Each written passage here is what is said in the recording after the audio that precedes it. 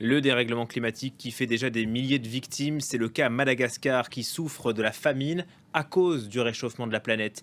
Et nous sommes en direct depuis la COP avec la ministre malgache de l'Environnement. Bonjour Madame Rarini Rina, merci de répondre à France 24. Madagascar est l'un des pays sur Terre qui pollue le moins. Il est pourtant l'une des premières victimes du dérèglement climatique. On va en parler dans un instant, mais d'abord votre sentiment. Comment est-ce que vous appréciez le début de cette COP de Glasgow? Il y a de belles promesses, il y a des accords qui sont passés, mais ça reste pour l'instant sur le papier très théorique. Effectivement, le début a été plutôt optimiste en ayant vu tous ces chefs d'État. Ce qui manque quand même, c'est la Chine et la Russie. Néanmoins, on espère, en tout cas, nous, pays insulaires et surtout premières victimes du changement climatique, qu'on va aboutir à de vraies décisions et surtout à un engagement réel. Effectivement, les attentes sont énormes pour Madagascar. D'après l'ONU, donc, la famine qui sévit actuellement dans le sud du pays est liée au réchauffement climatique. Il y a 1 300 000 personnes qui peinent à trouver à manger. Qu'est-ce qui a changé concrètement dans ces régions? Il y a moins de pluie, des températures qui sont trop élevées? Effectivement, le grand sud de Madagascar est un territoire victime et qui connaît durement les effets néfastes du changement climatique. Il y a une baisse très importante de la pluviométrie et les prévisions ne sont pas bonnes du tout pour l'année qui arrive. Il y a également les dunes qui se forment un peu comme le même phénomène qu'on trouve au Mali. Donc stabilisation de dunes comme projet principal porté également par l'État. Il y a le manque d'eau crucial qui fait que il y ait une migration climatique très importante et surtout impacte très fortement l'agriculture, l'élevage et même la survie des populations qui a besoin d'eau tous les jours. Et ça s'est intensifié depuis quand? Depuis quelques mois? Alors l'intensification du phénomène, on voit que depuis 3 ans, cette pluviométrie est de moins en moins présente. Et là, depuis quelques mois, on constate effectivement l'aggravation des températures, donc des températures extrêmes. Il y a aussi ce sable qui recouvre la plupart des terres agricoles, les habitations et surtout cette baisse très importante de la pluie. Et comme je l'ai dit, sur les prévisions à venir, on aura encore moins de pluviométrie. On est à 450 mm de pluviométrie attendue pour les mois à venir. L'autre gros problème, c'est sur ces 450 mm de pluie, il y a 150 mm qui arrivent parfois sur un jour, 2 jours et qui détruisent tout sur son passage. C'est l'ONU qui a fait le lien entre le réchauffement climatique et la famine en cours à Madagascar. Si on suit cette logique, eh bien, la famine est causée par les pays riches.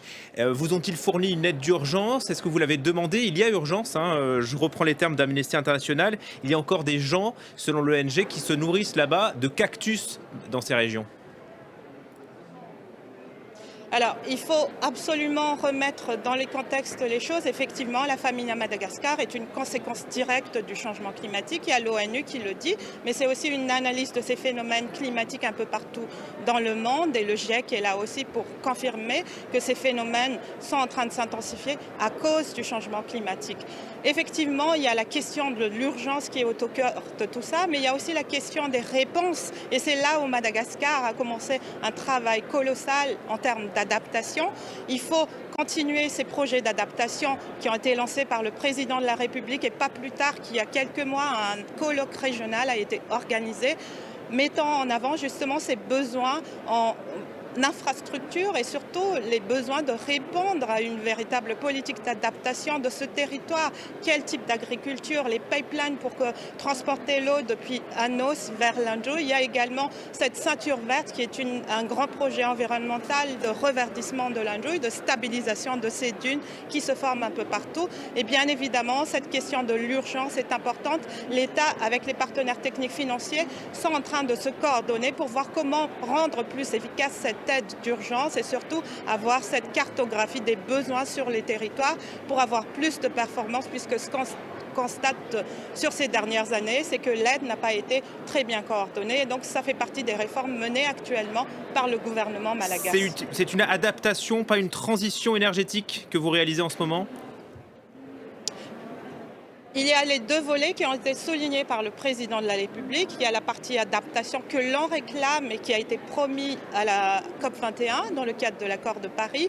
Le gap sur les 100 milliards chaque année prévu pour soutenir l'adaptation des pays comme Madagascar. Et il y a la transition énergétique, bien évidemment, qui est aussi un engagement que Madagascar a pris dans le cadre de sa solidarité climatique mondiale, réduire drastiquement l'utilisation du charbon de bois parce que ça détruit les forêts et nos forêts sont un poumon pour l'humanité. Ça contribue à réduire les émissions de gaz à effet de serre de beaucoup de pays gros émetteurs. Depuis le début de la COP26, on a bien compris que les promesses des pays riches finalement ne sont pas versées aux pays en développement. Hein, les 100 milliards de dollars par an, Emmanuel Macron l'a souligné lors de son discours d'ouverture. Est-ce que vous appelez à un mécanisme légal qui obligerait ces pays riches à vous verser de l'argent pour financer donc cette transition ?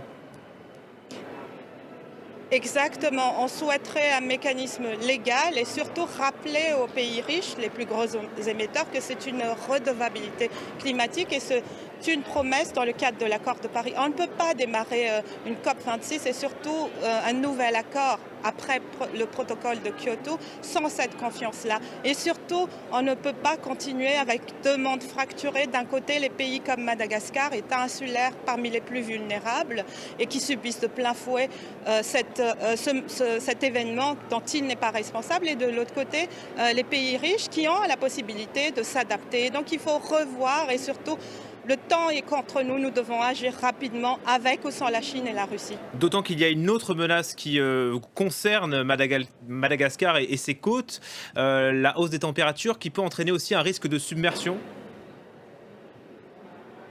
Exactement, Madagascar fait face à deux niveaux aux effets du changement climatique. D'un côté, la désertification comme celui qui est visible dans le Grand Sud, mais il y a aussi l'élévation du niveau de la mer. Et le ministère de l'Environnement et du Développement durable, qui porte donc ces projets d'adaptation des zones côtières, est en train de construire 3 grandes infrastructures pour aider ces villes côtières. Et ça fait exactement partie des priorités, des challenges que doit faire face Madagascar dans les 50 années à venir.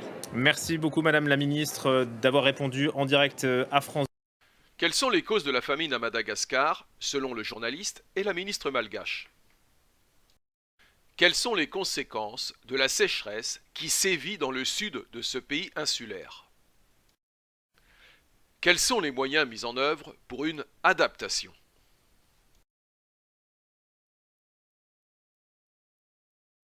Retour sur le plateau de la semaine de l'écho. Le sud de Madagascar face à une sécheresse inédite, sa population au bord de la famine. Depuis des semaines, l'ONU alerte sur un désastre humanitaire touchant plus d'1 million de personnes et y voit les effets du réchauffement climatique. Ailleurs dans le monde, la flambée des prix agricoles réveille le spectre d'une crise alimentaire. Doit-on craindre de nouvelles émeutes de la faim? On en parle tout de suite avec mes invités. Sylvie Brunel, professeure de géographie à Sorbonne Université, ancienne présidente d'Action contre la faim et auteure de Pourquoi les paysans vont sauver le monde aux éditions HarperCollins. Bonjour à vous. Bonjour. Et Sébastien Abyss, chercheur associé à l'IRIS, directeur du Club Déméter et co-auteur de Produire et se nourrir, le défi quotidien d'un monde déboussolé chez IRIS Éditions. Rebonjour à vous. Bonjour. Conséquence de la sécheresse qui frappe actuellement le sud de Madagascar, 14 000 personnes se trouvent en situation de famine et plus d'1 million sont en insécurité alimentaire aiguë. Sur place, le 23 juin, le directeur exécutif du Programme alimentaire mondial faisait part de sa stupeur. Écoutez. Nous faisons face à la pire sécheresse des 40 dernières années et c'est une région où les gens ne dépendent que de l'agriculture. Mais là, c'est sécheresse après sécheresse. Alors le gouvernement s'est associé au Programme alimentaire mondial et nous faisons de notre mieux. Sylvie Brunel, vous connaissez bien Madagascar, une île avec un fort potentiel agricole. En quoi la situation actuelle est un énorme gâchis ? La situation actuelle est un gâchis parce que Madagascar aurait pu nourrir toute l'Afrique australe, c'était d'ailleurs le cas dans les années 60, et cette famine du sud de Madagascar, en fait, elle se produit de façon récurrente depuis 40 ans. On a de façon récurrente des famines régulièrement, et on sait que pour éviter une famine, il faut intervenir de façon préventive. Alors bien sûr, le directeur du Programme alimentaire mondial ne va pas critiquer les autorités de Madagascar, mais ce sont elles qui portent la responsabilité de laisser ces populations mourir de faim. Sébastien Abyss, vous étudiez l'agriculture, la souveraineté alimentaire, la géopolitique. Vous diriez que Madagascar est un concentré de toutes ces tensions alimentaires, politiques possibles ? En effet, ce pays, malheureusement, illustre cette combinaison très défavorable quand, précisément, mauvaise gouvernance, insécurité, violence sociale, violence humaine, contraintes climatiques qui s'accentuent, désorganisation infrastructurelle, logistique, paupérisation des populations. Vous avez un combiné malheureux parce que la faim à Madagascar, c'est un drame souvent silencieux parce que la famine est récurrente dans ce pays ces dernières années avec ces sécheresses dans le sud qui sont très chroniques. Et malheureusement, beaucoup de pays dans le monde sont confrontés à cette combinaison de facteurs défavorables. Et c'est pour ça que c'est très important aussi de regarder les drames qui, sur la planète, souvent se jouent entre la géopolitique et les instabilités humaines et les problématiques agricoles et alimentaires. Et alors, comment faire pour sortir de cette catastrophe naturelle ? Il faut tout reprendre, c'est le développement, c'est des routes, c'est un système de santé, c'est peut-être d'autres cultures qui soient plus résistantes à la sécheresse ? Je crois que d'abord et avant tout, la question de la sécurité, de la bonne gouvernance et la stabilité politique et donc l'organisation d'une vie collective vertueuse, c'est la base de tout. D'ailleurs, c'est l'histoire de la construction européenne. Tout à l'heure, on parlait de la politique agricole commune. On a créé de la sécurité alimentaire en Europe quand on a arrêté de se taper dessus et qu'on a construit les déterminants de la paix. Par contre, c'est vrai que quand des pays ont moins de ressources, moins d'eau, moins de terre, des impacts climatiques très forts, et bien évidemment, si la politique en plus n'est pas là pour contrer l'adversité, c'est encore plus difficile. Quelles sont les causes de la famine à Madagascar, selon la professeure Sylvie Brunel ? Que confirme le chercheur Sébastien Abyss. Sylvie Brunel, ailleurs dans le monde, on le voit, soja, maïs, blé, huile de palme, partout le prix des matières premières s'envole. Selon l'indice de l'Organisation des Nations Unies pour l'agriculture et l'alimentation, les prix des denrées alimentaires sont au plus haut depuis 2014 et commencent à peser sur le porte-monnaie des ménages. Doit-on craindre une crise alimentaire, des émeutes de la faim comme en 2007 ou en 2008 ? Mais tout à fait. Le risque, c'est que les citadins ont un pouvoir d'achat qui est très limité dans un grand nombre de pays et consacrent une grande part de leurs revenus à acheter de la nourriture, notamment dans ce qu'on appelle les quartiers informels, les bidonvilles. Aujourd'hui, le prix de la nourriture flambe dans certains pays, le mécontentement social gronde, les migrations sont devenues plus compliquées et là-dessus, le changement climatique exacerbe les tensions. Donc la configuration est explosive et c'est pour ça qu'il faut aussi continuer à produire de la nourriture et à sécuriser les paysans. Et vous savez, ce n'est pas une fatalité de souffrir de la faim. On le voit avec la muraille verte au nord du Sénégal. On le voit dans des pays qui sont des pays les plus secs du monde, comme dans les pays du Golfe Persique. On peut aussi lutter contre les conditions climatiques. Sébastien Abyss, vous pointez également le rôle du Covid dans l'apparition de ces famines. En fait, je crois que comme Sylvie a indiqué, on est dans une année très critique parce qu'il y a la pandémie. La pandémie, elle a paupérisé beaucoup de populations dans le monde et en plus, nous avons une flambée des prix alimentaires et des matières premières en général. Ce qui fait qu'on a une double peine en fait sur un certain nombre de consommateurs dans le monde qui voient leur pouvoir d'achat réduit et en plus, ces produits vitaux nécessaires au quotidien pour vivre qui augmentent. Il ne faut jamais perdre de vue, parce que je crois qu'en Europe, on ne se rend pas compte à quel point nous sommes en sécurité à l'échelle planétaire sur le plan alimentaire.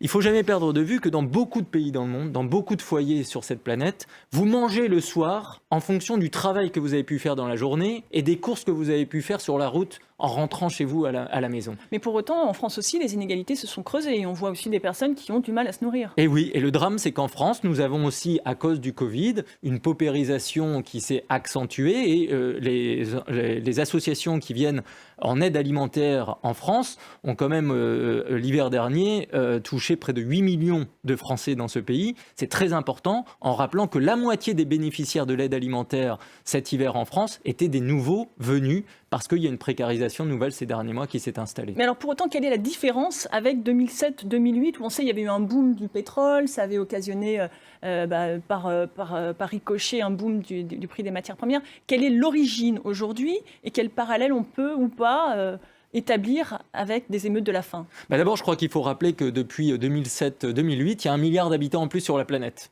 qui s'est installé. Donc déjà, de ce milliard d'habitants en plus, il n'est pas toujours dans des pays riches en train de débarquer, et donc il y a un impact plus important de ce point de vue. La deuxième chose, c'est qu'en effet, en 2007-2008, le cours du pétrole était très haussier. Ce qui n'a pas été le cas ces derniers mois, même si ça augmente un peu. Mais par contre, on a une combinaison défavorable, c'est-à-dire que le climat cette année et ces derniers mois est pas très bon. On a des accidents, on voit bien les conséquences du dôme de chaleur au Canada que ça va induire aussi sur un certain nombre de grandes cultures au Canada, le canola par exemple, sur les huiles. Mais on a par ailleurs le coût de la logistique et du fret maritime qui a augmenté. Jamais oublier que 3/4 du commerce international alimentaire se transite par mer et par les océans. Donc ce prix de la logistique maritime qui a flambé entre en ligne de compte. Et puis, il ne faut jamais oublier non plus un autre aspect, c'est que nous sommes dans une période où le multilatéralisme va mal et un certain nombre de pays se disent je vais protéger ma production pour mes besoins intérieurs, éventuellement surstocker à domicile et pas libérer des surplus pour la sécurité alimentaire mondiale parce qu'en gros, ce qui se passe loin de chez moi ne me regarde plus. Sylvie Brunel, protection de ces stocks et puis il y a peut-être aussi le rôle de la Chine. Énorme consommateur, énorme importateur de denrées alimentaires qui influent sur les cours. Tout à fait, j'allais y venir. La demande chinoise a flambé à la fin du Covid. La Chine est en train de reconstituer son cheptel porcin. Vous savez, les porcs avaient subi la peste porcine et donc ils avaient été décimés. Là, la demande chinoise a considérablement augmenté. La Chine sait que sa sécurité alimentaire est vitale et c'est pour ça qu'elle a créé les routes de la soie. C'est pour ça qu'elle délocalise sa sécurité alimentaire dans un certain nombre de pays, en Afrique ou en Asie centrale. Et de ce fait, la demande chinoise exerce une tension. Et puis quand vous êtes un Burkinabé ou un Malgache, vous n'avez pas la capacité de négocier les cours internationaux comme quand vous êtes un Chinois. On l'entend, Sébastien Abyss, il y a les routes de la soie. J'aimerais aussi vous entendre sur les parties du monde qui vous inquiètent le plus. On pense évidemment au Maghreb, très dépendant des importations pour tout ce qui est céréales. Mais d'autres cas qui sont peut-être plus étonnants, car producteurs, on pense à la Russie, l'Argentine. En fait, je crois qu'il y a 3 choses peut-être à regarder. C'est qu'on a des problématiques aujourd'hui de faim et d'insécurité alimentaire très fortes en Afrique subsaharienne, dans certains pays asiatiques. Pas oublier l'Amérique centrale et une partie de l'Amérique latine, y compris le Brésil, qui est un grand pays agricole. Donc on voit bien qu'on peut être une grande puissance agricole et avoir de l'insécurité alimentaire qui flambe. Un cas, c'est la Russie. La Russie est une grande nation productrice agricole, mais la Russie n'a pas un système d'organisation des marchés et qui protège les consommateurs comme nous pouvons l'avoir en Europe. Et l'inflation alimentaire en Russie, aujourd'hui, est significative. Et beaucoup de consommateurs en Russie, aujourd'hui, souffrent de cette inflation, de cette hyperinflation alimentaire, phénomène qu'on voit aussi frapper des pays comme le Liban ou les pays du Maghreb, qui ne sont pas très loin de l'Europe. Et je pense qu'avec la présidence française de l'Union européenne qui arrive en janvier 2022, nous serions bien inspirés d'avoir autant de débats sur la politique agricole commune en Europe que dans l'action extérieure de l'Europe vis-à-vis de la Méditerranée et du Moyen-Orient. Le risque, si l'Europe arrêtait d'exporter vers ces pays, ce serait quoi ? L'Europe est un des contributeurs à la sécurité alimentaire de ces pays, mais je crois que c'est l'approche aussi géopolitique globale de notre coopération avec cet espace qui est à penser, en se disant qu'en travaillant sur la sécurité alimentaire du bassin méditerranéen, on travaille à la sécurité collective de tous. Alors Sylvie Brunel, il nous reste peu de temps. Existe-t-il des solutions ? Existe-t-il des soupapes, des stocks disponibles ? Et faut-il que certains pays cessent d'utiliser leurs céréales, par exemple, pour produire des agrocarburants ? Alors, des soupapes, il en existe parce que le problème n'est pas un problème de disponibilité à l'échelle mondiale. On produit suffisamment de nourriture, c'est un problème d'accessibilité, c'est-à-dire que les populations qui sont pauvres n'ont pas les moyens d'acheter une nourriture qui existe.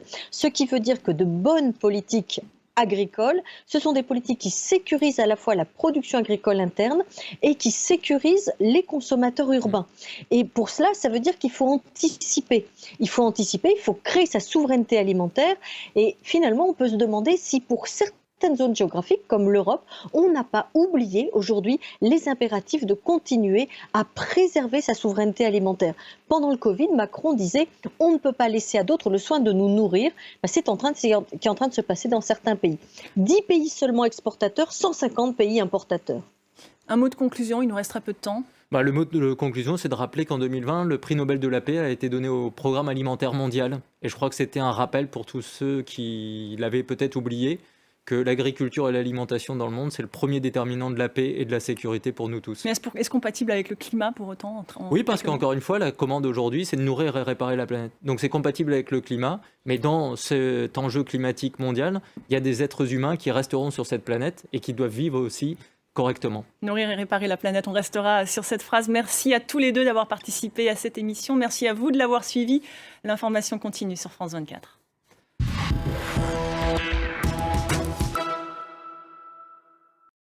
Au niveau mondial, quels sont les facteurs qui pourraient provoquer des émeutes de la faim? Quel est le problème fondamental selon Sylvie Brunel?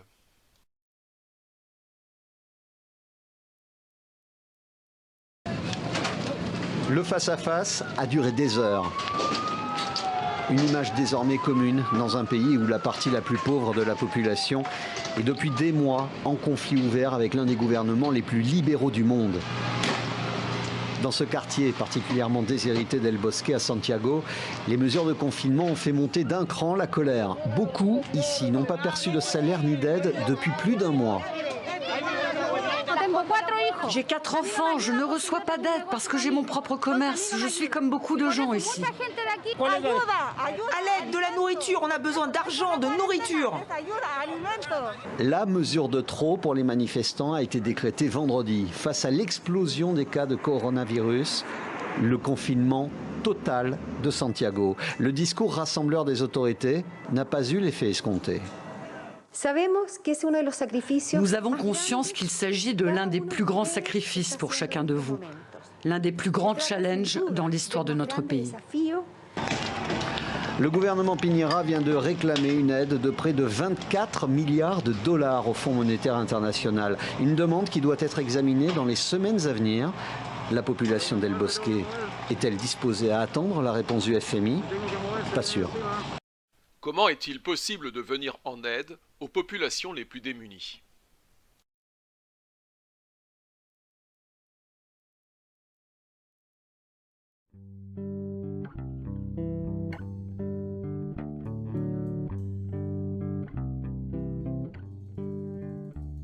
Le changement climatique est aujourd'hui l'une des grandes problématiques mondiales avec des effets sans précédent sur notre planète.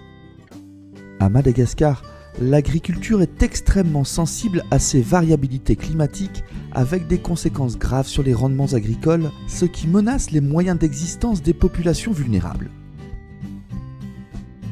Dans le Moyen-Ouest par exemple, les paysans font face à la réduction de la pluviométrie annuelle, la hausse des températures, mais aussi la baisse des réserves en eau.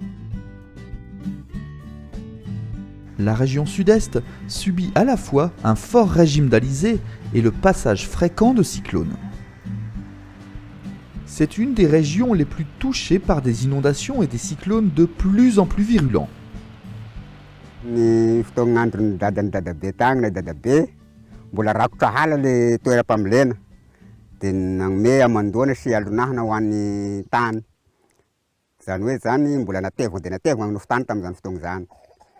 Dia rehefa amin'amboly zareo zany dia vagnona sady vokatra tokoa, na vary io zany, na kazaha io, na bokala io, ohatrohatran'izay zany. Ka taty aoriana nefany dia nisy fiovana tampoka ilay toetrandro, dia mivadibadika ny zava-misy, cyclone mamely, ny haintany mamely.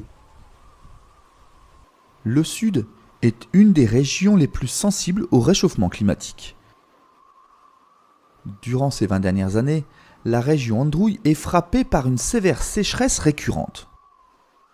Ainsi, la FAO, en collaboration avec des partenaires membres de la Task Force nationale de l'agriculture de conservation, ou TEFNAC, ont développé des techniques d'agriculture climato-intelligente dans plusieurs zones agroécologiques de la Grande Île.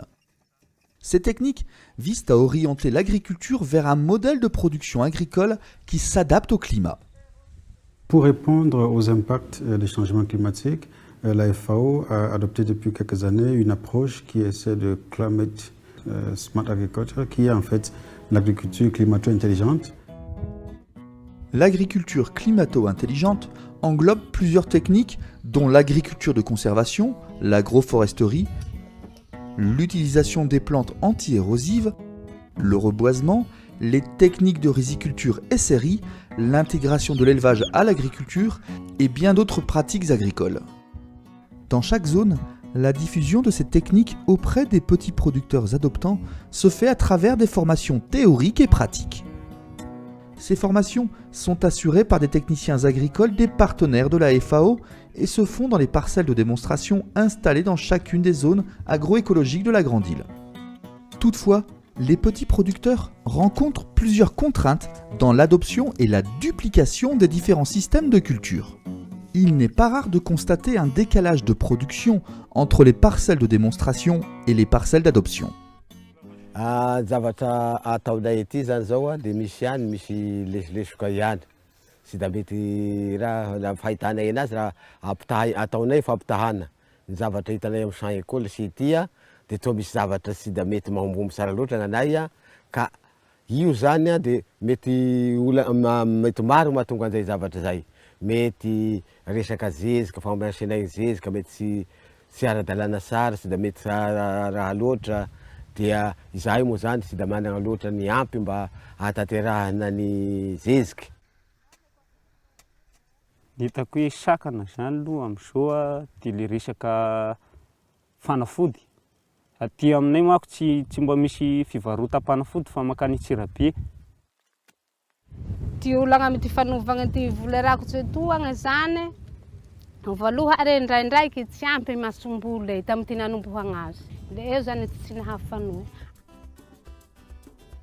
Outre ces difficultés, des appuis et des formations auprès des sites d'adoption sont encore à renforcer pour que les paysans puissent assimiler pleinement toutes les techniques d'agriculture climato-intelligente.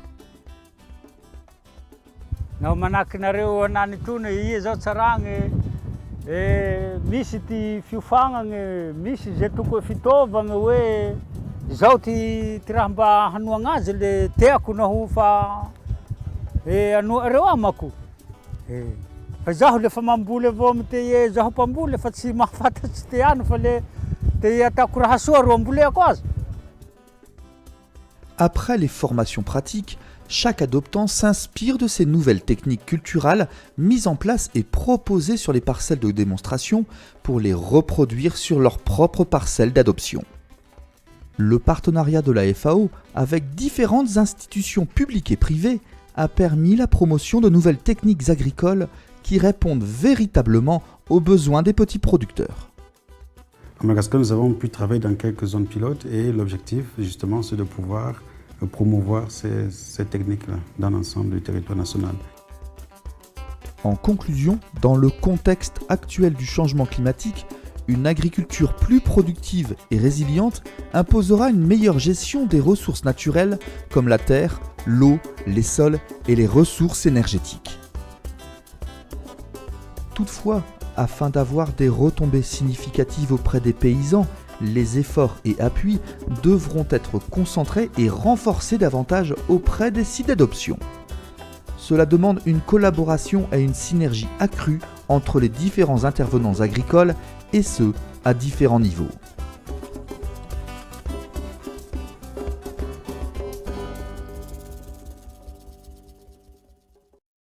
Quelles sont les actions locales qui sont mises en œuvre dans cet exemple ?